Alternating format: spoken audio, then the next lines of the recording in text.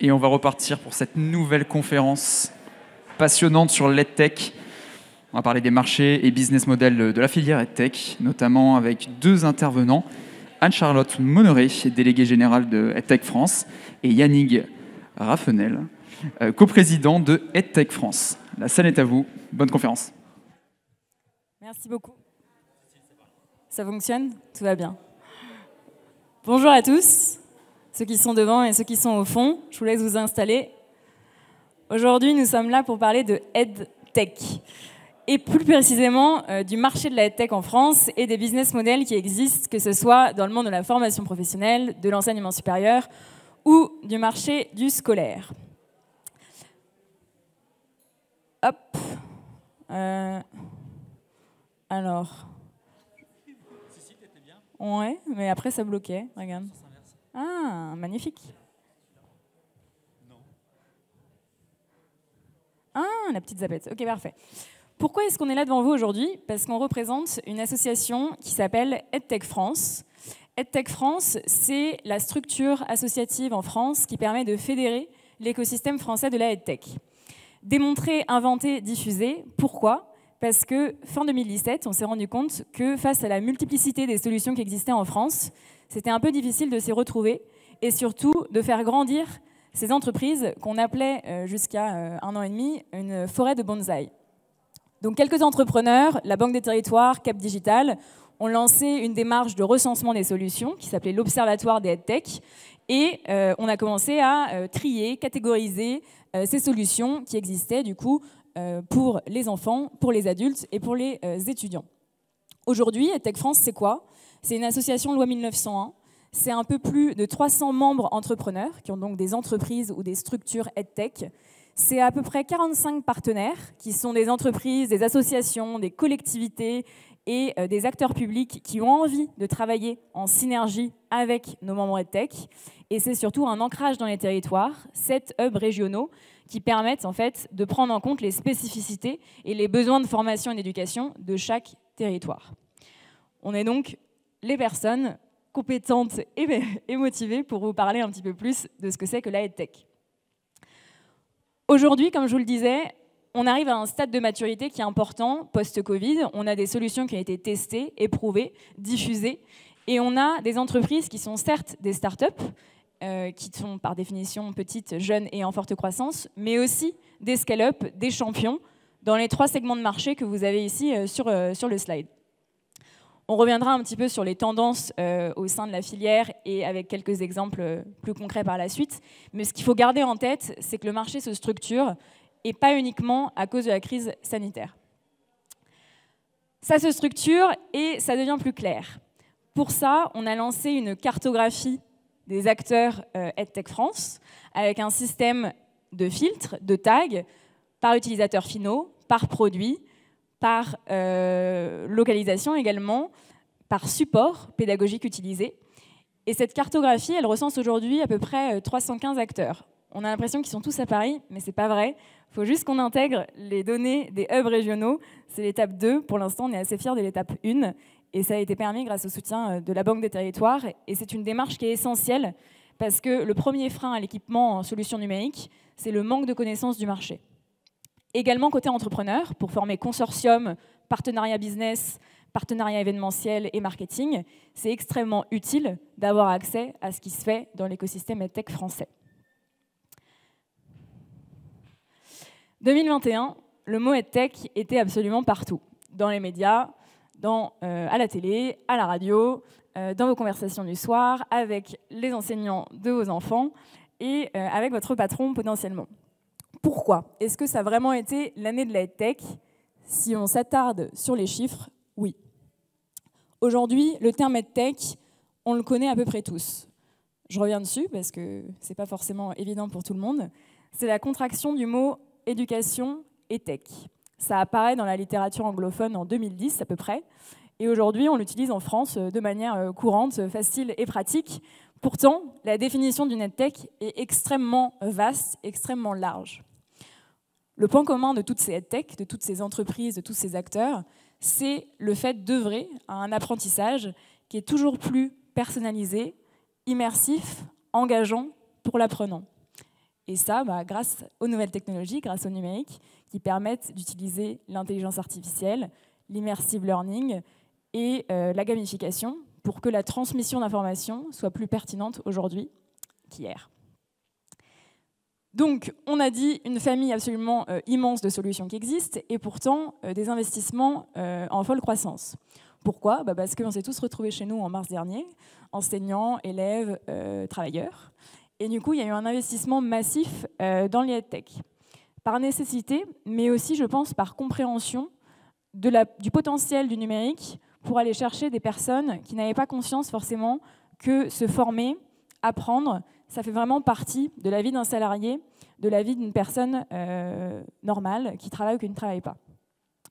En termes de chiffres, sur cette slide, on voit que le marché UK demeure en tête. Pourtant, aujourd'hui, et ça date d'il y a 3 semaines, la France vient de passer numéro 1 en termes d'investissement dans la EdTech en Europe. On est extrêmement fiers de ça. Pourquoi ? Parce que le marché français a des ressources formidables, que ce soit notre client avec les laboratoires de recherche ou notre potentiel d'exportation vis-à-vis de l'Afrique francophone et du Canada. Mais je pense que c'est vraiment à souligner parce que aujourd'hui, on est numéro 1 en Europe.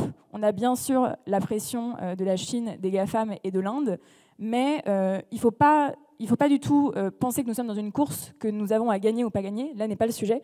On a juste à développer des solutions souveraines, numériques, fortes et pertinentes. Et ensuite, la question de qui est le numéro 1, qui n'est pas le numéro 1, en soi ne se pose pas. Par contre, en Europe, on est quand même très fiers d'être passé numéro 1. Sur les investissements en 2021, on continue à faire x2 en termes d'investissement dans la filière EdTech en France. On a déjà fait x2 en 2020. Donc, ce qui est important sur ce chiffre, c'est de comprendre que c'est un changement qui est structurel, l'investissement dans le numérique, pas uniquement lié à la crise sanitaire. Le marché de l'éducation et de la formation, à l'horizon 2025, ça va être 500 milliards de dollars à peu près. Aujourd'hui, il est digitalisé à 5%. Donc, en fait, ça ne va faire que s'accélérer.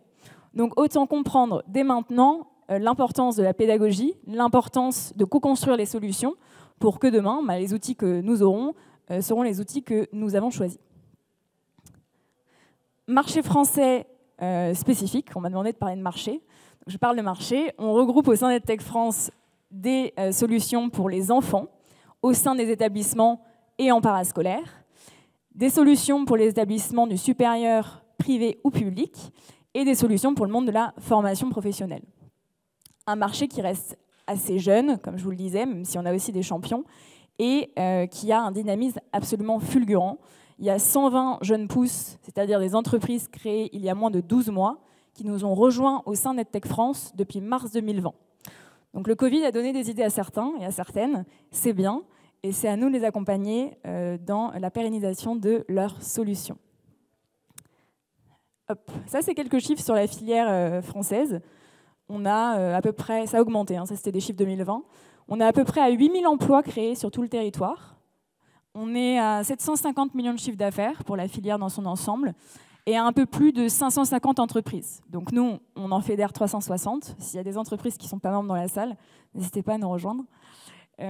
Et en termes de positionnement sur le marché aussi, ce qui est intéressant, c'est qu'on a une frontière qui se floute entre la formation initiale et la formation continue.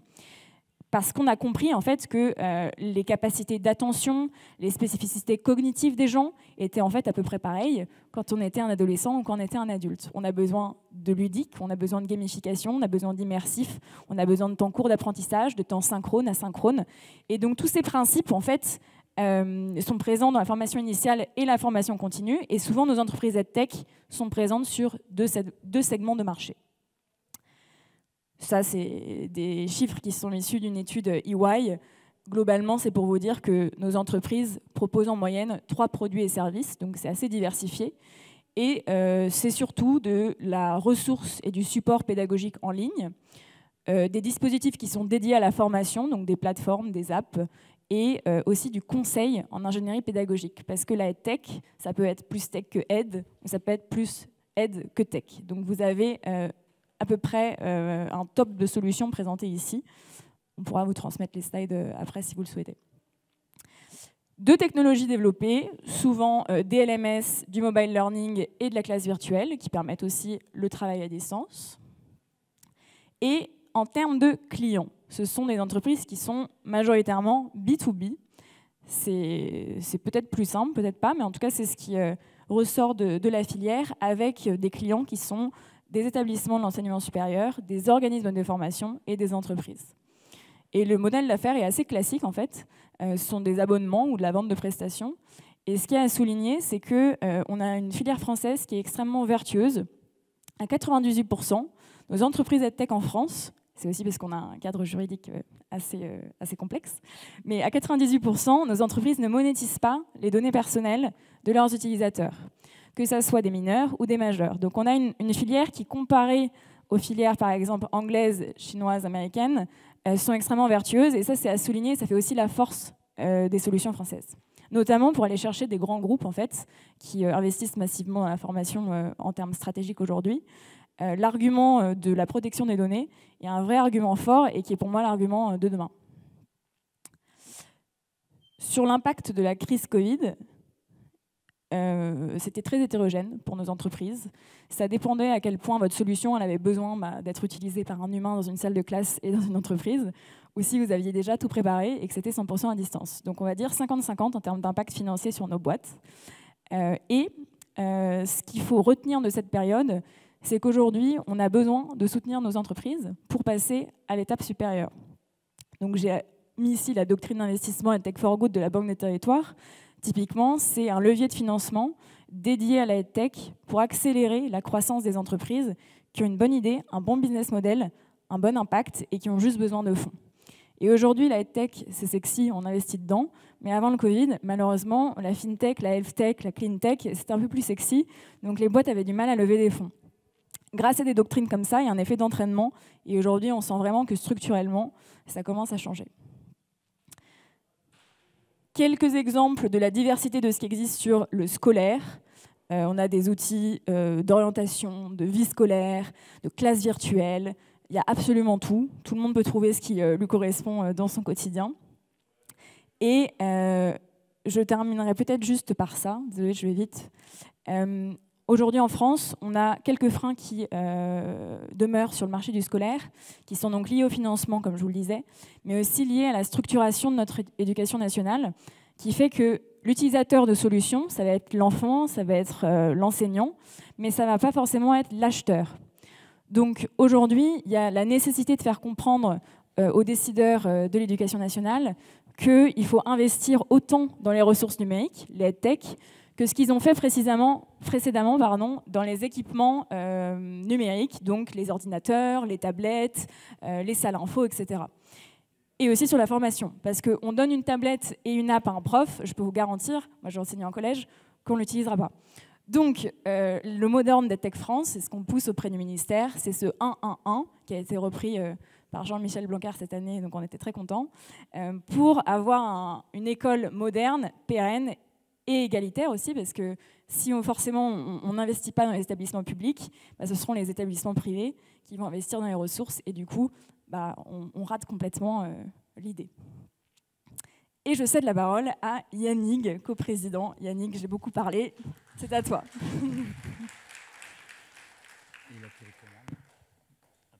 Merci. Merci, parce que cette introduction, cette présentation, c'est superbe. Anne-Charlotte, il faut savoir qu'elle est à la base enseignante. À la base, elle vient du monde des startups et ça fait juste 6 mois qu'elle est arrivée en tant que déléguée générale de EdTech France. EdTech France, elle l'a dit, c'est une association qui est toute jeune, ça a 3 ans. Et le chemin parcouru en 3 ans, cette construction de la filière, c'est juste incroyable. Et le développement qui s'accélère encore plus, c'est elle la cheville ouvrière au quotidien, puisque c'est elle qui interface au quotidien tous les entrepreneurs et les ministères, puisque comme elle le disait, on est en relation avec et le ministère de l'Éducation nationale, et le ministère de l'Enseignement supérieur, et le ministère de du travail et donc de la formation professionnelle. Donc 3 ministères qui ont chacun leur fonctionnement, leurs habitudes et leurs équipes. Donc le boulot, il ne manque pas, vous l'avez bien compris. Moi, il se trouve que le monde de la formation, c'est quelque chose, et de l'innovation pédagogique, c'est quelque chose que je connais depuis longtemps parce que j'étais entrepreneur dès 1994 et que je suis passé par l'université pour être maître de conférences associé sur ces questions d'usage socio-éducatif des technos. C'est une question qui est tellement passionnante que, de ce fait, quasiment tous les gens, et je suis sûr que Nicolas, tu seras d'accord, tous les gens qui travaillent dans le monde de la tech sont des personnes qui sont passionnées. On ne vient pas bosser dans ce domaine-là simplement pour gagner de l'argent. Il y a plein d'autres domaines qui gagnent beaucoup plus et qui sont beaucoup plus porteurs et où c'est sans doute beaucoup plus facile. On est dans la complexité, mais on est dans la passion. Et dans cette accélération dont parlait tout à l'heure Anne-Charlotte, 120 boîtes qui se sont créées en 12 mois dans ce domaine-là, on voit des personnes qui sont souvent issues de grandes écoles d'ingénieurs, d'écoles de commerce, qui tous disent on veut changer, on veut se donner du sens, on veut savoir pourquoi on va se lever le matin et aller dans l'éducation pour aider à transformer le monde. Là, ça a un vrai sens. Et sans doute que ça va être galère, sans doute qu'on va gagner moins, mais au moins on saura pourquoi on se lève le matin pour aller bosser. Et ça, c'est quand même dans l'ADN de ce qu'on fait au quotidien. Et c'est ce qui fait que cette association que j'ai l'honneur de pouvoir co-présider depuis moi aussi juste 6 mois, eh bien, il y a une énergie, il y a un investissement des personnes qui bossent là-dedans, parce que l'asso, comme toute association, ce sont les adhérents qui la font. C'est pas quelque chose qui tombe du ciel, c'est pas le financement de EdTech France, c'est fait par les adhérents. Point. Donc on ne doit rien à personne et par nos partenaires et les partenaires avec qui on est en connexion en termes de valeurs. Donc ça nous donne cette liberté, ça nous donne cette vision que l'on a envie d'animer et de porter. Alors, hop, le bouton, oui. J'aime bien cette image-là. J'aime bien cette image parce que ça, c'est le CNAM. C'est l'amphithéâtre qui est toujours à Paris, l'amphithéâtre du CNAM, avec la loge royale qui est là, et on a un enseignant et on a le public.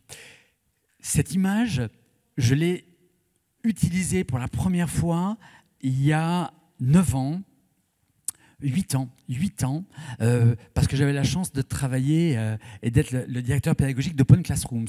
Et Open Classrooms avait, à la création d'Open Classrooms, c'est-à-dire transformation du site du zéro Open Classrooms, ils avaient un slogan, c'est « On va révolutionner l'éducation ».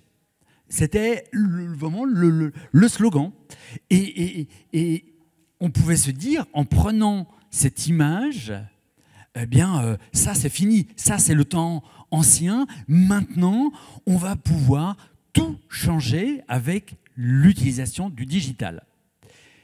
Et là, aujourd'hui, 9 ans, 8 ans après, je dis finalement, avec ce qu'on vient de vivre, avec ça, ce que l'on a supporté, à savoir qu'il y a eu une injonction qui a été portée par tous les acteurs ministériels, institutionnels, tout ce que l'on veut, qui étaient les 2 mots, les maîtres mots, la continuité pédagogique.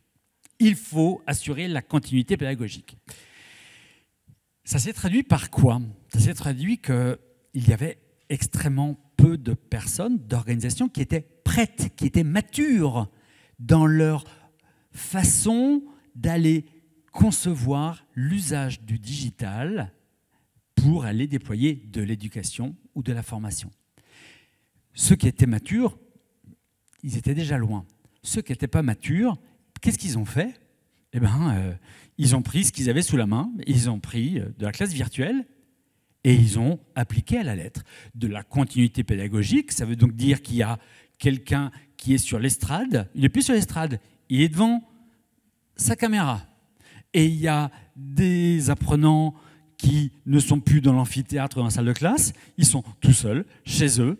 Bref, on n'a rien changé dans la posture du sachant, des apprenants.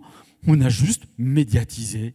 Mais en termes de pratique pédagogique, on est sur le calme plat, sur le néant absolu. Et on a fait subir à des millions de personnes la pire expérience du digital.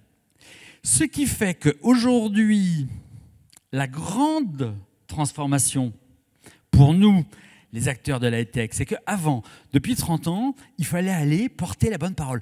Vous savez, ça vaut la peine d'aller investir dans le digital. Ça vaut la peine d'aller changer les pratiques. Vous allez voir, le digital dans l'information, ça va être un incontournable. Allez-y, investissez. C'est le moment. Transformer, accompagner les équipes.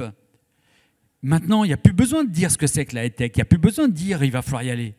Maintenant, il faut discuter avec nos interlocuteurs, quels qu'ils soient du côté des financeurs, des décideurs ou des apprenants, en disant attendez, ok, vous avez des objections et je les comprends parce que ce que vous avez subi là, ça a été terrible. Mais heureusement, c'est pas ça. Le digital de l'information, c'est pas ça.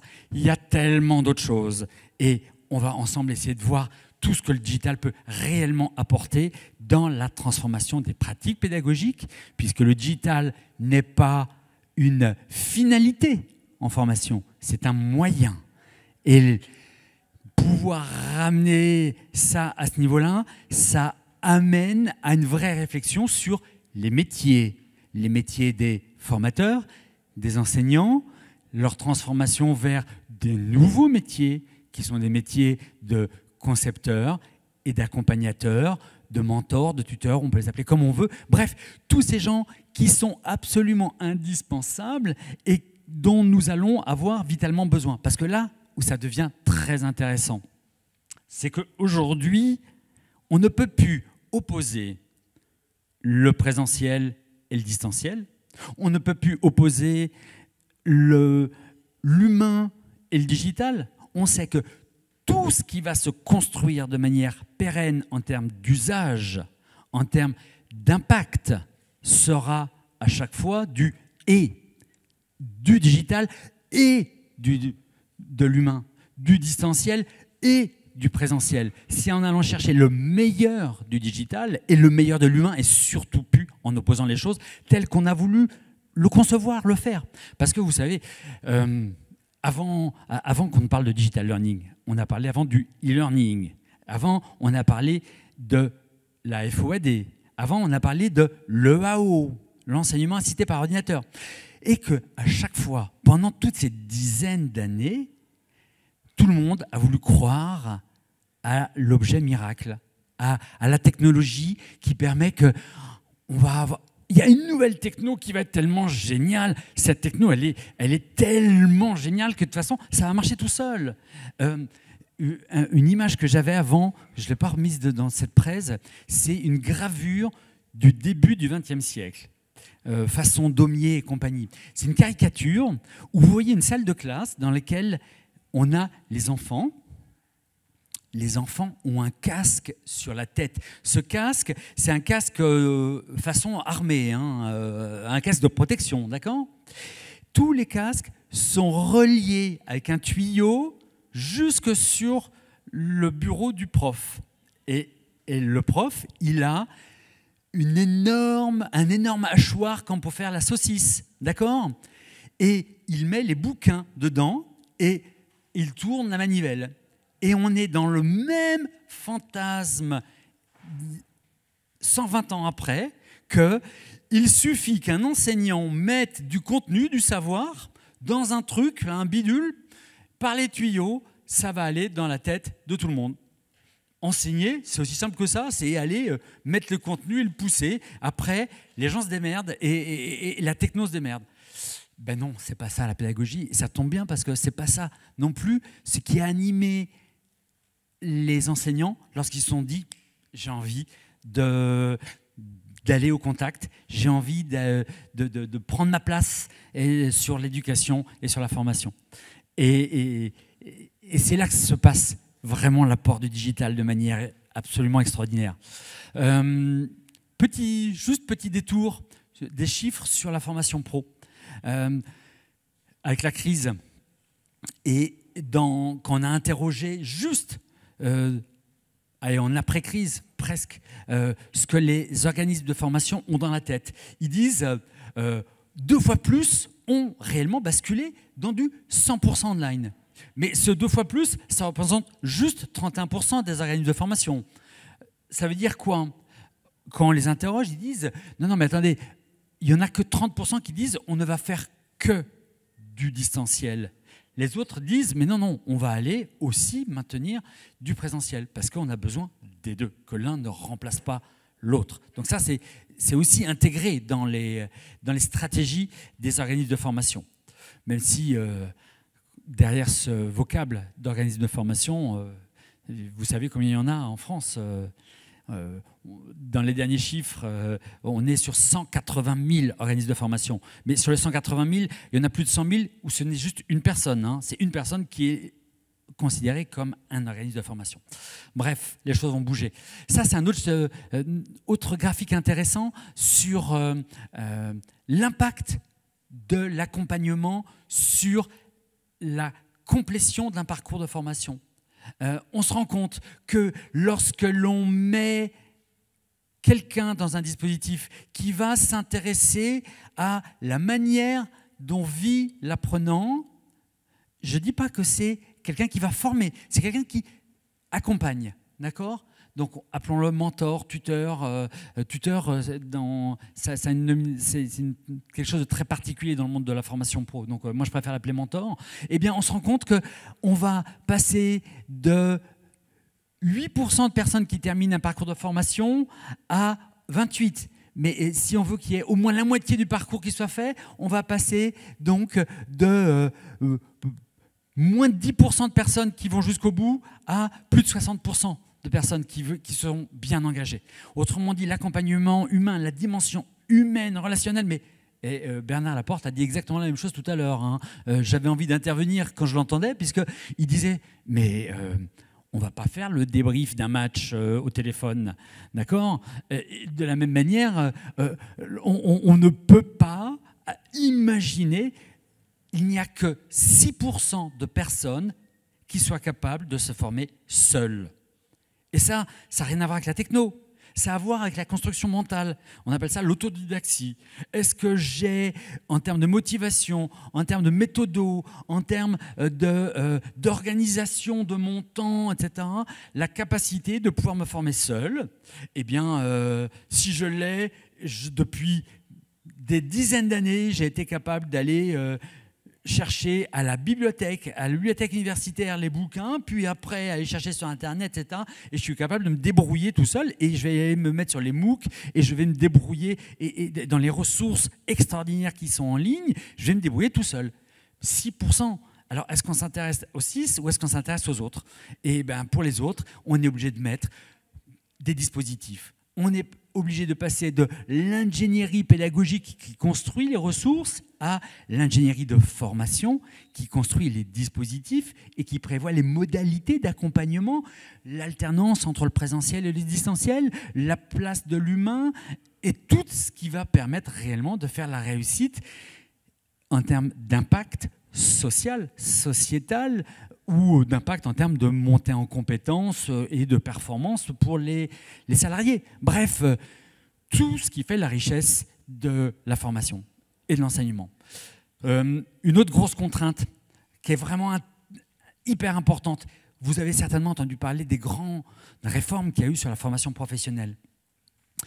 Toute la formation professionnelle en France était financée sur une unité qui est le temps. On vend 1 heure de formation, on vend une journée de formation. Mais qu'est-ce que ça veut dire aujourd'hui d'aller financer? Mais je dis ça parce que je tiens le même discours hein, vis-à-vis des conseillers régionaux, de tous les dispositifs qui financent toutes les actions de formation. L'unité de temps, c'est encore le temps. Mais ça ne veut plus rien dire. Si je suis chef d'entreprise, si on me propose une formation et où on me garantit la montée en compétence de mes collaborateurs sur quelque chose de technique, peu importe, et que un organisme dit, pour moi, je vous le vends 100 et ça va prendre 5 jours. Et que j'ai un autre organisme qui me dit, moi, je vous le vends, je ne sais pas, mais ça va vous prendre 2 jours et demi. Est-ce que je vais le payer 2 fois moins cher ou est-ce que je suis prêt à le payer 4 fois plus cher? Ce qui compte, c'est le temps qui va être consommé par mes collaborateurs. Et ce n'est absolument pas du tout le temps de formation. C'est l'impact. Donc, cette notion de KPI, d'indicateur clé de performance, est-ce qu'on est capable de mesurer quel va être le résultat de la formation qui est mise en place? Et une autre dimension sur laquelle on va réfléchir à EdTech France pour embarquer les entreprises, nos adhérents, c'est des KVI, les indicateurs clés de valeur sociétale. Parce que là, on parle de la formation pro sur la compétence des collaborateurs. On peut aller le mesurer dans le métier. Est-ce que les vendeurs vendent plus? Est-ce que ceux qui sont dans la chaîne de production font moins d'erreurs? OK. Mais quand on travaille sur le retour à l'emploi, sur l'employabilité, sur de l'éducation, sur les décrocheurs, etc. Ce sont des indicateurs sociétaux en termes de valeur ajoutée à la société et dans le parcours des gens. Et ça, il faut pouvoir le mesurer si on veut pouvoir mesurer l'impact de ce que l'on met en place. Donc ça, c'est un chantier qu'on va aussi aller amener pour passer dans la nouvelle ère de la formation. Et là aussi, le digital va nous aider parce qu'il faut pouvoir le mesurer, il faut pouvoir construire, il faut pouvoir argumenter tout ça. Alors, ça fait partie des différentes pistes sur lesquelles beaucoup d'entreprises sont en train de travailler, sont en train d'innover. Je vous l'ai dit, mixer les modalités, pouvoir apporter le meilleur du présentiel et du digital. C'est amener des pédagogies actives. Donc, transformer les pratiques pédagogiques avec une des tendances fortes qui sont les pédagogies qui vont permettre d'aller faire de l'apprentissage par le projet. Là encore, rien de nouveau.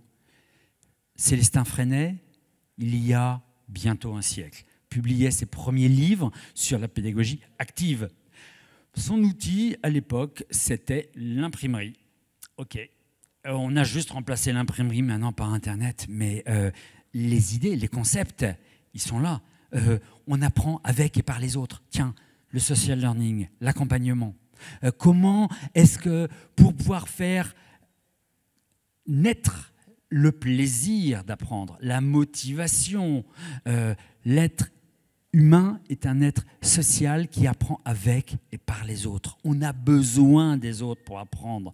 Et on est naturellement né, venu au monde en ayant un bonheur, un plaisir à apprendre qui est inouï, qu'on a cassé au fur et à mesure parce qu'on a pu former, mais on a formaté, parce qu'on a pu positionner les gens, mais on les a évalués. C'est très différent comme relation à la mécanique de l'apprentissage, à vouloir en permanence cloisonner, on se rend compte que finalement, on met tout le monde en échec et que l'échec, c'est catastrophique. Alors que quand on est sur l'apprentissage par projet, on va au contraire remettre essayer, faire, échouer comme un moteur fantastique pour aller réussir les challenges, le défi de je ne sais pas, j'ai ça à faire, ça tombe bien, j'ai des ressources qui sont mises à disposition, je vais être accompagné pour aller faire mes essais-erreurs, apprendre et finalement réussir comme on a réussi à apprendre à faire du vélo, réussi à apprendre à marcher, bref, revenir à tous ces fondamentaux. Après, il y a toute la dimension adaptive, learning, responsive. Qu'est-ce que ça veut dire derrière ces deux mots-là? Il y a ces deux notions qui sont vraiment clés pour lesquelles le digital apporte des choses incroyables. Responsive, c'est simple. Je vais commencer à utiliser des ressources sur mon smartphone. Je peux continuer à les utiliser sur ma tablette, sur mon ordinateur, voire après en présentiel. Tout ça, ça forme un tout. Il y a une continuité et je peux poursuivre mon parcours d'apprentissage, quel que soit le support. Et ça, c'est aussi une des caractéristiques fortes et des contraintes qui sont données maintenant à tous les acteurs des contenus de formation et des dispositifs. Adaptive ou adaptatif, c'est le fait qu'on va pouvoir utiliser les algorithmes et l'intelligence artificielle, les systèmes experts, appelons-les comme on veut, pour pouvoir pousser du contenu qui va nous permettre d'avoir une des vraies grandes promesses qui était déjà dans la formation ouverte et à distance, la FOAD dans les années 90, où on a dit on va répondre à 2 défis. La massification, ok, former plus de personnes, et limiter les trajets et les pertes de temps, c'était le premier objectif. Le deuxième, c'était on va individualiser la formation. Et on le sait que c'est vraiment important, l'individualisation, parce que on a maintenant des individus fondamentalement différents dans toutes les situations où on doit les former, que ce soit à la maternelle, que ce soit à l'EHPAD ou que ce soit dans l'entreprise. Les personnes que l'on a sont singulières, avec leurs atouts, avec leurs points de faiblesse, avec des backgrounds différents, des parcours différents. Maintenant, on a sur les formations CAP de boulanger un nombre conséquent de personnes qui viennent, qui sont déjà avec un master. D'accord ? Donc on ne va pas les former de la même manière que les personnes qui arrivent et qui sont avec un niveau 3e. Ce n'est pas possible. Donc l'individualisation, c'est super important. Or, dans le e-learning qui a été fait, où on était dans une logique de on met du contenu et maintenant, finalement, tout le monde suit la même chose. D'accord ? Parce qu'il n'y avait pas cette individualisation. Maintenant, les algorithmes peuvent amener des contenus spécifiques propres à chacun. Et l'apport des neurosciences amène énormément aussi dans cette manière de construire les contenus avec des entreprises qui vont travailler sur cette notion qu'est l'ancrage mémoriel. C'est-à-dire pouvoir, au travers des activités pédagogiques que l'on a, avoir... se rendre compte qu'il y a des choses qu'on ne maîtrise pas et que le système va nous renvoyer à rythme régulier pour pouvoir inverser la courbe de l'oubli. La courbe de l'oubli, c'est que quand j'apprends quelque chose aujourd'hui, un mois après, j'en ai perdu 80%, j'en ai gardé 20%. Inverser la courbe de l'oubli, c'est dire, avec un système qui va me réenvoyer régulièrement et qui analyse mes retours, eh bien, je vais maintenir la courbe de ce que je connais et que je maîtrise à 80%. Je vais en avoir perdu 20%, ok. Mais ça change tout. Ça change tout en termes de connaissances. La certification, aussi, quelque chose d'important. Il y a beaucoup de... c'est une des notions qui reste et qu'intègrent les entreprises EdTech parce que la reconnaissance d'un parcours, la valorisation de ce parcours, il y a 2 dimensions. Il y a une dimension légale, c'est vraiment le titre, le diplôme, le certificat, pourquoi pas le badge. Mais il y a une autre dimension qui est comment est-ce que l'organisation, la société intègre, reçoit ça, comment est-ce que je peux le valoriser sur mon CV, dans mon parcours professionnel, etc. Donc cette dimension reste très importante et pouvoir amener des certificats qui soient vraiment utiles aux personnes, ça change aussi leur manière de s'engager dans la formation. Parce que si on sait qu'à l'issue de cette formation, j'aurai cette reconnaissance-là, ça va être un facteur très accélérant de la motivation. Voilà, ça c'est les éléments clés. Après, j'ai pris plein de détails, je pourrais dérouler tout ça, mais il n'y a plus le temps, parce que le temps c'est quand même qu'on vous laisse du temps pour poser vos questions. Donc voilà, je m'arrête là et on aura l'occasion d'en reparler plein de fois. Merci beaucoup.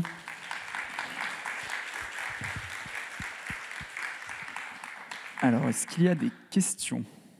On a une petite dizaine de minutes, si vous en avez. Bonjour, je m'appelle Brandon et en fait actuellement je suis en train de créer un projet justement sur l'aide aux étudiants sur l'orientation et l'insertion sur le marché du travail. Donc je viens d'apprendre la tech aujourd'hui, donc il faudra que j'en parle un peu plus avec vous tout à l'heure. Et en fait j'avais une question pour vous demander votre avis en fait sur l'high-tech et l'aide sur la visibilité en fait, de tout ce qui est le marché du travail et tout ce qui existe en fait en tant que formation et éducation pour les jeunes. Car souvent, en fait, comme en plus il y a une effervescence en ce moment et qu'il y a beaucoup de solutions qui sont créées, je sais que beaucoup d'étudiants en fait, et de jeunes ne connaissent pas les solutions qui existent ou même ne savent même pas en fait, qu'il y a des solutions pour les aider à trouver des solutions. Je me suis déjà retrouvé à Studirama, à demander à un étudiant s'il connaissait Studirama et il ne connaissait pas alors qu'il était dedans. Il y a cette question de l'orientation qui est une vraie question. Alors, on a dans la filière quand même une quantité incroyable d'entreprises qui travaillent sur cette question de l'orientation, qui est une question clé et qui font appel à des approches totalement différentes les unes des autres. Et c'est très intéressant même de comprendre aussi dans ces différentes approches comment est-ce qu'on se sert du digital de manière extrêmement forte pour certaines, avec des algorithmes qui vont aller analyser et poser tout un tas de questions pour pouvoir faire ce qu'on va appeler du profiling de l'individu, pour pouvoir essayer de mieux comprendre qui est la personne, comment elle fonctionne, et de lui apporter des éclairages sur des pistes potentielles d'orientation en termes de métier, puis d'abord en termes de métier, puis après en termes de cursus pour pouvoir y aller. Donc ça, on a vraiment tout un tas d'entreprises comme ça. Ouais, moi, je compléterais sur justement comment accéder aux jeunes, entre guillemets, et leur présenter ta solution. Donc déjà, c'est vrai qu'il y a une diversité qui existe. En général, c'est de l'évangélisation sur les métiers par vidéo, par témoignage, par chatbot personnalisé, donc pour cibler, par mini-test de personnalité gamifié. C'est un peu les grosses thématiques. Pour accéder aux jeunes et leur faire connaître la solution, je pense que le plus important, c'est d'essayer d'exploiter les heures de vie de classe que les enseignants ont, les professeurs principaux en 3e notamment. Donc essayer de se rapprocher, par exemple, du centre Canopé local, Réseau Canopé qui met à disposition des enseignants tout un tas d'outils numériques. Souvent, les régions, elles ont des appels à projets liés à l'orientation. Je sais que la région Île-de-France a les trophées de l'orientation chaque année et ça vaut le coup de candidater parce que c'est pas forcément obligé d'être un acteur en Île-de-France, il faut juste que ta solution soit portée par un établissement en Île-de-France. Tu as aussi le dispositif EduUp qui est financé par le ministère de l'Éducation nationale pour permettre à des startups EdTech d'aller travailler avec des classes dans le public, que ça soit sur du disciplinaire ou de l'orientation. Donc pour moi, le nerf de la guerre, c'est réussir à rentrer dans la classe et à se faire proposer par les enseignants. Donc ça passe par ministère, réseau Canopé, région, et aussi tout ce qui est parascolaire, centre d'animation pour les jeunes, maison de la ville. Le but est vraiment des partenariats potentiellement avec des structures publiques sur l'orientation aussi, mais partenariats avec des universités aussi qui sont très sensibles à la problématique de l'orientation une fois même que l'étudiant est dans le supérieur. Donc c'est vrai que c'est compliqué cet accès. Après, il y a des leviers qui existent. Là, je t'en ai listé quelques-uns. Et je crois à la diversité des solutions. C'est pas parce qu'il n'y a 15 solutions sur l'orientation qui existent que la tienne n'est pas la bonne, parce qu'il y a tellement de profils de jeunes et de manières d'aborder ce sujet complexe de l'orientation qu'au contraire, il y a une vraie demande sur ça, surtout en région. Merci beaucoup. Y a-t-il une autre question? Yes.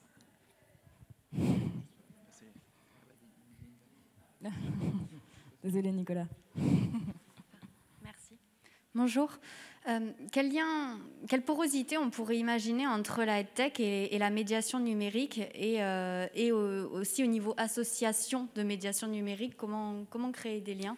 Alors, c'est une très bonne question parce que, évidemment, un des travers potentiels serait que l'usage de la EdTech soit utilisé pour encore plus faire le fossé entre ceux qui ont accès à tous ces bénéfices et toutes les personnes en situation d'e-électronisme.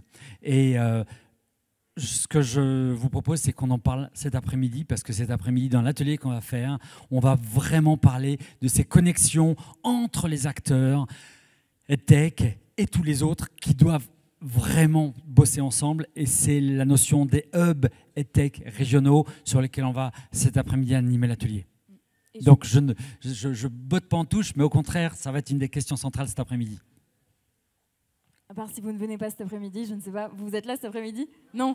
Du coup, bon, on en reparle alors après. Ce que voulait dire Yannick aussi, c'est l'importance sur cette médiation numérique. C'est vrai que le numérique, par définition, c'est excluant, parce qu'il y a ceux qui ont les outils, ceux qui ne les ont pas, et il y a ceux qui savent s'en servir et ceux qui ne sont pas formés pour. Donc le numérique, par définition, numérique inclusif, on rajoute le mot inclusif parce que seulement numérique, ce n'est pas inclusif.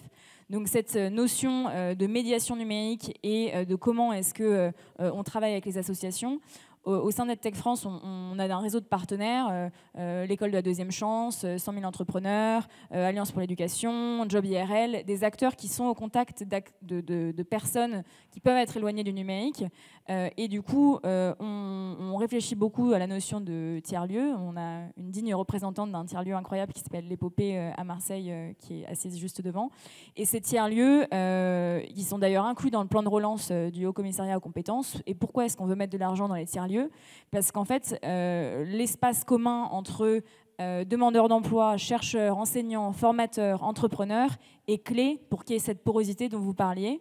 Après, la Banque des Territoires a aussi tout un programme de conseillers numériques qui sont des personnels qui ont été recrutés, formés et avec une feuille de route justement sur cette médiation numérique et comment est-ce que, sur tout l'aspect administratif de la vie de quelqu'un, pas uniquement l'aspect formation et éducation, comment est-ce qu'on accompagne ces personnes aux usages du numérique. Donc, typiquement, conseiller numérique Banque des Territoires sur Internet, c'est une bonne solution qui est nationale et qui complète parfaitement des tiers-lieux privés ou publics et des lieux d'innovation, accélération portés par les entreprises EdTech. Donc c'est une priorité à la fois du gouvernement et d'acteurs comme nous. Yannick, tu as terminé ta présentation sur la notion de certification.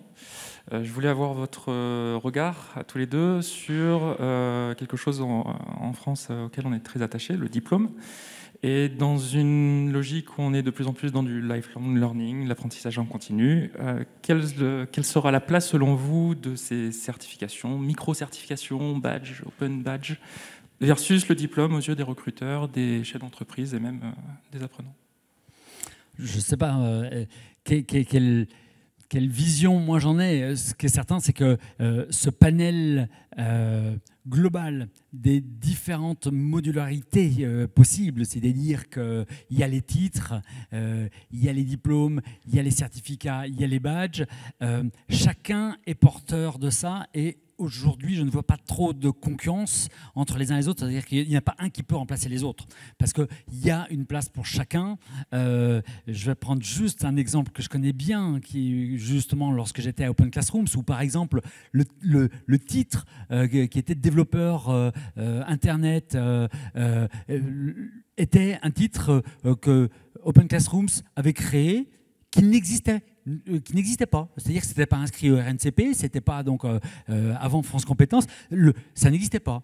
Sauf qu'à un moment donné, 25% des CV que recevaient les recruteurs du monde du développement web, ils recevaient des CV dans lesquels il y avait on a le certificat Open Classrooms. Et de ce fait, c'est devenu une référence dans la profession. Il y a un certificat que tout le monde connaît pour l'anglais, qui est un certificat privé qui n'a aucune valeur, mais qui est simplement réclamé par tous les employeurs.